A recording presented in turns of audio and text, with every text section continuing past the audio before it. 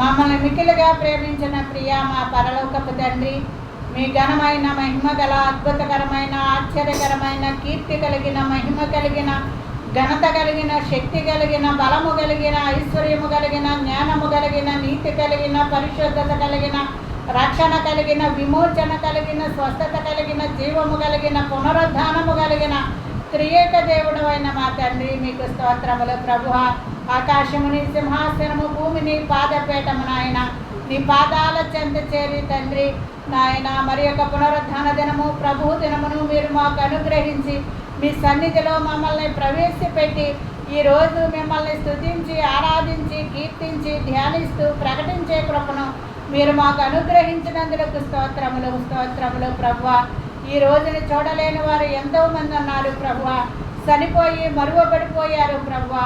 మీరు ఇచ్చిన ఉచితమైన కృపను బట్టి, ఆయుష్ను బట్టి, ఆరోగ్యమును బట్టి, స్వస్థతను బట్టి, రాకపోకల్లో కాపుదలను బట్టి, మీరు ఇచ్చిన జీవ వాయువును బట్టి, జీవ జలమును బట్టి, జీవ ఆహారమును బట్టి మేము సజీవ లెక్కల్లో ఉండి మీ పాద సన్నిధిలో కూడుకొని మిమ్మల్ని గూర్చి ప్రార్థించే కృపనిచ్చిన దేవా, మీకు స్తోత్రములు స్తోత్రములు ప్రభువా. నాయన ఆది యందు వాక్యముండెను, వాక్యము దేవుని యొద్ద ఉండెను, వాక్యమే దేవుడై ఉండెను, ఆ వాక్యమే కృపా సత్య సంపూర్ణుడుగా మా మధ్యన నివసించి మమ్మల్ని సర్వ సత్యములోనికి జ్ఞానములోనికి నడిపిస్తూ నాయన నీ కుమారులుగా కుమార్తెలుగా ఉండుటకు మాకు అర్హత కల్పించిన దేవా, మీకు స్తోత్రములు స్తోత్రములు తండ్రి. నాయన నీ కృపలేనిదే నీ దయలేనిదే మేమలలో జీవించలేము నాయన, ఒక్క అడుగు కూడా వేయలేము నాయన.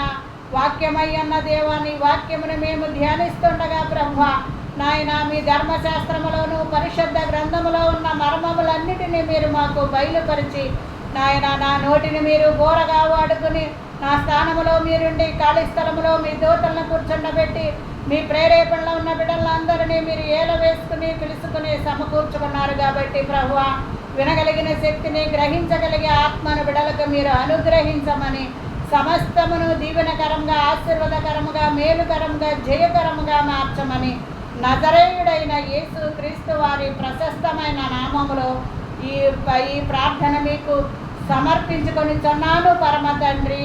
ఆమేన్.